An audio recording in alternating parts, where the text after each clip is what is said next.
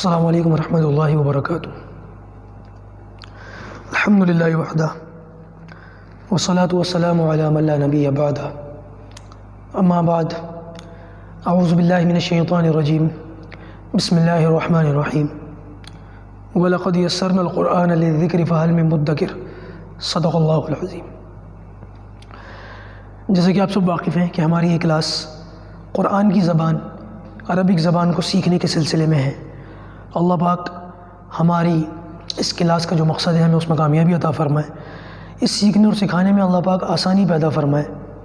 اس لیے ہم نے یہ دعا شروع میں مانگ لی تھی، ربی یسر ولا تعسر، یا اللہ آسانی فرما اور مشکل نہ فرما، وتمم بالخیر، اور خیر کے ساتھ اس کو پورا فرما۔ ہمیں اپنی نیتوں کو ہمیشہ درست رکھنا ہے کہ ہم یہ جو کچھ سیکھ رہے ہیں اللہ کی رضا کے لیے سیکھ رہے ہیں، قرآن سے نصیحت حاصل کرنے کے لیے سیکھ رہے ہیں۔ بہرحال آج ہم اسم کا تیسرا پہلو عدد اس کو سیکھیں گے۔ عدد جس کو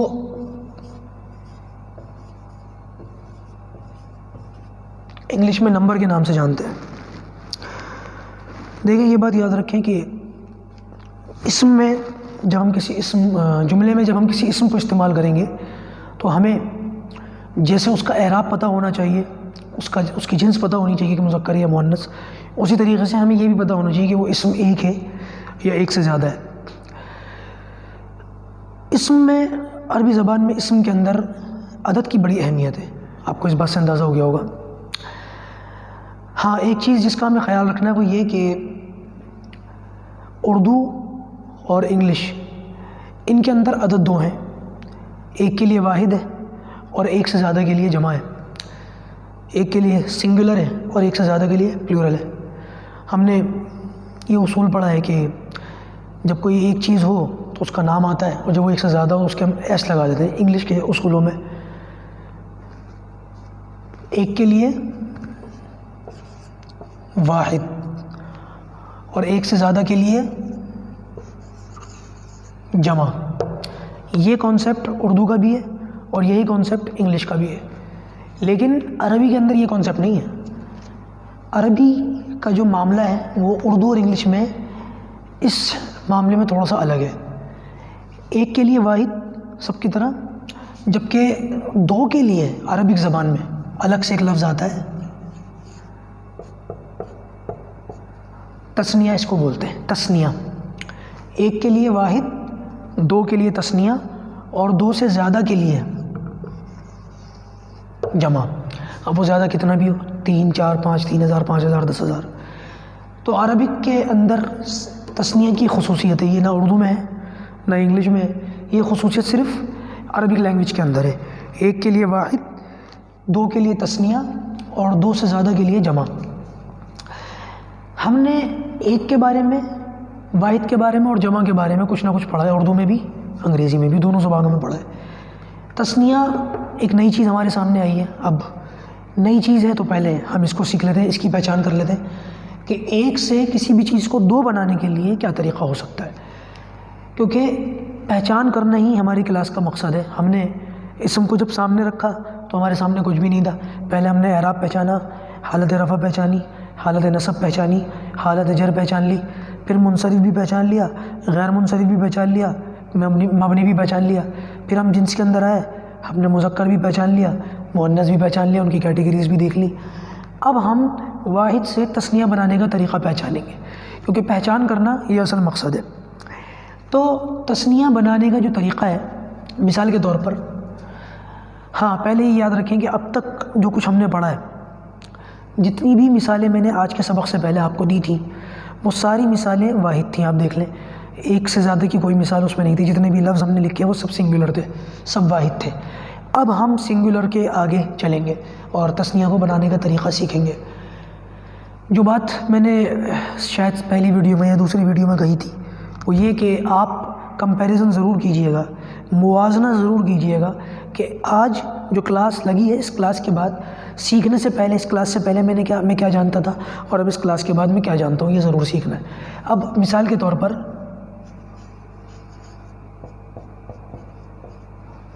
قلم، یہ ایک قلم ہے، اس کے معنی آتے ہیں ایک قلم۔ اب ہمیں دو قلم بنانے ہیں، واحد کے لیے ایک، اب ہمیں تثنیہ کے لیے تثنیہ کے اندر قلم کا لفظ بنانا ہے۔ کیسے بنانا ہے اس کو سیکھنا پڑے گا۔ اسی طریقے سے ایک لفظ آتا ہے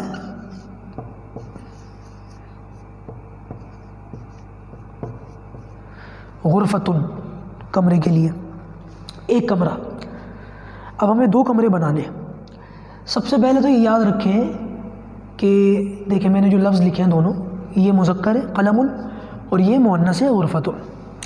تو پہلے یہ ذہن میں رکھ لیں اور اس کو لکھ بھی لیں آسانی کے لیے کہ واحد سے تثنیہ بنانے کا طریقہ مذکر اور مؤنث دونوں میں ایک ہی ہے۔ واحد سے تثنیہ بنانے کا طریقہ مذکر میں اور مؤنث میں سیم ہے، اس میں کوئی فرق نہیں ہے، ٹھیک ہے۔ ہاں لیکن واحد سے تثنیہ بنانے کا طریقہ اعراب کے اعتبار سے الگ ہے۔ حالت رفع میں تثنیہ بنانے کا طریقہ الگ ہے اور حالت نصب اور جر میں تثنیہ بنانے کا طریقہ الگ ہے۔ مذکر مؤنث میں ایک ہی ہے۔ اب میں کچھ مثال کے طور پر لکھ کر دکھاتا ہوں آپ کو، آپ کی آسانی کے لیے۔ اس سب کی ہمیں ضرورت نہیں، اس لیے اس کو مٹا دیتے ہیں۔ یہ بات آگے بڑھنے سے پہلے اچھی طریقے سے لکھ لیں، جو میں نے سمجھائی ہے یاد بھی کر لیں اور لکھ بھی لیں کہ واحد سے تثنیہ بنانے کا طریقہ مذکر و مؤنث کے اعتبار سے ایک ہی ہے، جنس کے اعتبار سے ایک ہی ہے، لیکن اعراب کے اعتبار سے مختلف ہے۔ حالت رفع میں طریقہ الگ ہے اور نصب اور جر میں طریقہ الگ ہے۔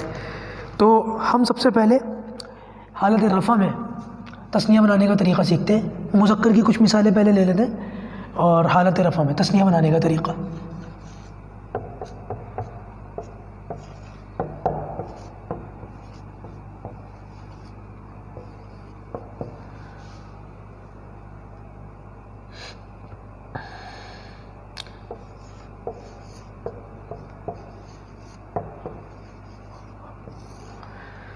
تثنیہ بنانے کا طریقہ حالت رفع میں سب سے پہلے ہم اس میں سیکھیں گے۔ طریقہ یہ ہے کہ مان لیجیے میں نے قلم لکھا تھا، میں دوبارہ نہیں لکھتا، پہلے طریقہ بتا دیتا ہوں آپ کو۔ جب ہمارے پاس ایک لفظ آئے گا قلم، تو ہم دو کام کریں گے۔ نمبر ایک، آخری لفظ جو ہوگا اس آخری لفظ کی تنوین ہٹا کر کے ہمیں زبر لگانا ہے۔ پہلا کام تو ہمیں یہ کرنا ہے، میں یہاں لکھ دیتا ہوں۔ آخری لفظ ہمارے پاس کیا ہے؟ میم، میم کے اوپر دو پیش ہے، تو پہلا کام ہمیں کیا کرنا ہے؟ میم کے دو پیش ہٹا کر کے اوپر زبر لگانا ہے۔ زبر لگا دیا۔ دوسرا کام ہمیں یہ کرنا ہے کہ ہمیں اس کے بعد یعنی کہ میم زبر ماں کے بعد الف اور نون زیرنی کا اضافہ کر دینا ہے۔ الف اور نون زیرنی کا اضافہ کر دینا ہے۔ یہ ہو گیا قلمانی۔ قلم ایک قلم، قلمانی دو قلم۔ اسی طریقے سے کتاب ایک کتاب۔ اب ہمیں ایک کتاب سے دو کتابیں بنانی ہیں، یہی دونوں سٹیپس ہم فالو کریں گے۔ آخری لفظ ہمارے پاس کیا ہے؟ با۔ با کی تنوین جو ہے اس کو ہٹا کر کے ہم زبر لگائیں گے اور اس کے بعد الف اور نون زیرنی کا اضافہ کر دیں گے۔ کتابانی دو کتابیں۔ قلم سے قلمانی، کتاب سے کتابانی۔ اس چیز کو اچھی طریقے سے ذہن نشین کر لیں اور آواز کو ضرور پہچان لیں۔ یہ حالت رفع میں قلم ایک قلم، قلمانی دو قلم۔ اسی طریقے سے ایک لفظ آتا ہے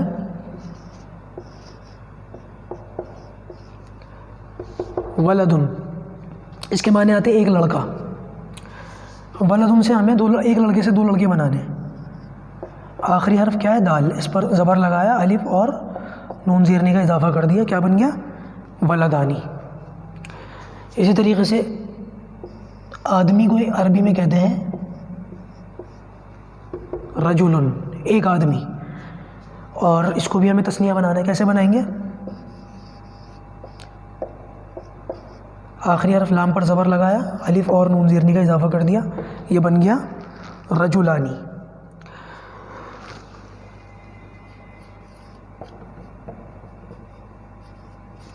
بیتن ایک گھر۔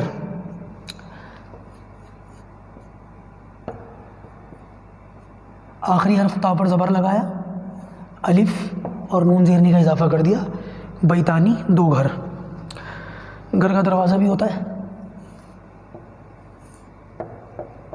بابن،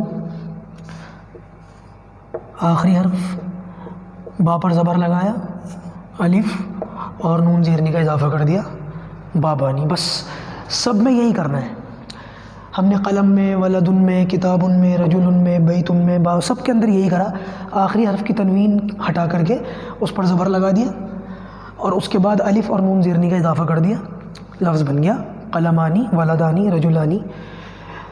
تو حالت رفع میں تثنیہ بنانے کا طریقہ یہی ہے۔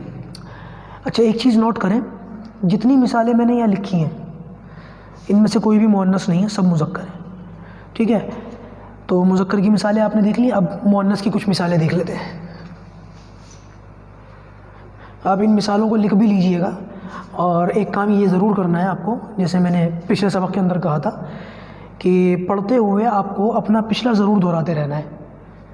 جب ہم کتابن لکھیں گے اور کتابن سے کتابانی بنائیں گے تو کیا کریں گے، ہم اس کی اعرابی حالت بھی دیکھیں گے اور پھر اس کا مذکر اور مؤنث بھی پہچانیں گے، ٹھیک ہے؟ منصرف غیر منصرف ہونا بھی اس کا پہچانیں گے، یہ سب پہچانتے ہوئے ساتھ ساتھ چلیں گے ہم، تاکہ پیچھے کا جو سبق ہے وہ ہم بھولیں نہ، وہ ہمیں یاد رہے گا تو ہمیں کسی قسم کی کوئی دقت، کوئی پریشانی نہیں ہوگی، وہ سب ہمیں یاد رہنا ضروری ہے، ٹھیک ہے؟ تو مذکر کی مثالیں میں نے لکھ دی تھی، اب مؤنث کی مثالیں میں لکھتا ہوں اسی ترتیب سے جس ترتیب سے ہم نے پڑھا، حقیقی، پھر غیر حقیقی میں علامتی اور سماعی۔ پہلے میں حقیقی لکھ دوں،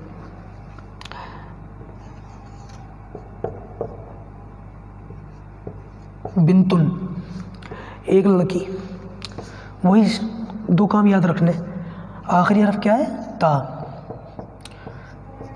تا کو زبر دیا، الف اور نون زیرنی کا اضافہ کر دیا، بنتن سے بنتانی، ٹھیک؟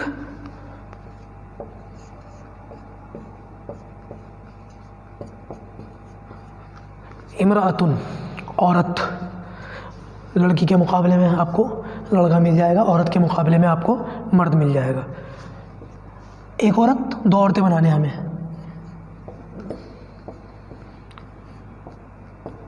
آخری حرف تا کو زبر دیا، الف اور نون زیرنی کا اضافہ کر دیا، امرأتانی، بنتن سے بنتانی، امرأتن سے امرأتانی، یہ ہو گئی آپ کی حقیقی مؤنث۔ غیر حقیقی کی میں مثال دے دوں،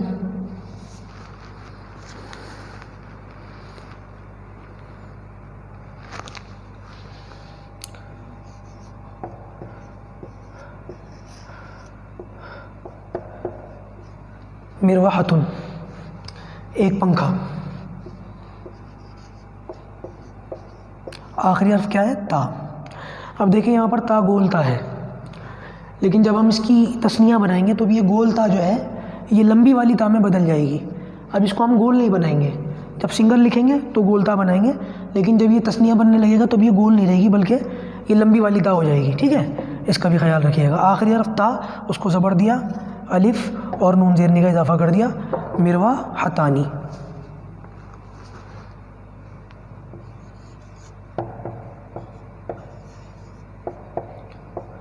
غرفتن، کمرہ، 2 کمرے بنانے ہمیں، آخری حرف تا، اس پر زبر لگایا، الف اور نون زیرنی کا اضافہ کر دیا، غرفتانی، 2 کمرے۔ یہ ہو گئی آپ کی حقیقی مؤنث اور یہ ہو گئی آپ کی علامتی مؤنث۔ سماعی مؤنث میں سے میں 1-2 مثالیں دے دیتا ہوں، آج کا ہمارا سبق جو ہے یہاں پورا ہو جائے گا، اس کے آگے کی باتیں پھر انشاءاللہ اگلے سبق کے اندر دیکھیں گے۔ سماعی مؤنث میں کچھ نام جو ہم نے لکھوائے تھے، آپ ان ناموں میں سے اپنے طور سے بھی کچھ پریکٹس کر لیجئے گا، تاکہ آپ کو جو ہے آپ کا ذہن کھلے اور سیکھنے اور سمجھنے میں ماشاءاللہ آپ کو اور زیادہ آسانی اور آپ کی صلاحیت اور زیادہ بنے۔ سماعی مؤنث میں سے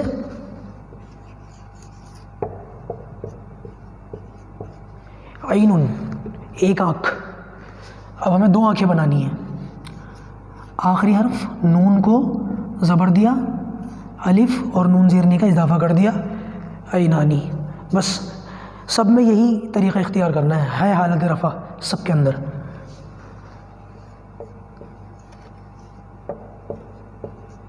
رجلن، ایک ٹانگ، آخری حرف لام زبر دیا، الف اور نون زیرنی کا اضافہ کر دیا، رجلانی. یہ ہو گئی آپ کی سماعی مؤنث. تو بس آج کے لیے اتنا کافی ہے. انشاءاللہ پھر اس کے آگے کی جو بات ہے وہ ہم کل شروع کریں گے. اور اس کانسیپٹ کو آپ یاد رکھیے گا کہ عدد عربی میں 3 ہے: واحد، تثنیہ، جمع. 1 کے لیے واحد، 2 کے لیے تثنیہ اور 2 سے زیادہ کے لیے جمع. اور عربی میں واحد سے تثنیہ بنانے کا طریقہ سمپل ہے. مذکر مؤنث میں ایک ہی ہے، حالت رفع میں الگ ہے، نصب اور جر میں الگ ہے. حالت رفع میں ہم نے دیکھ لیا مذکر مؤنث دونوں کے اندر ایک ہی ہے کہ آخری حرف کی ہمیں تنوین ہٹا کر کے زبر دے دینا ہے اور اس کے بعد الف اور نون زیرنی کا اضافہ کر دینا ہے، بس وہ واحد سے تثنیہ بن جائے گا. اللہ پاک عربی زبان ہم سب کے لیے آسان فرمائے. السلام علیکم ورحمۃ اللہ.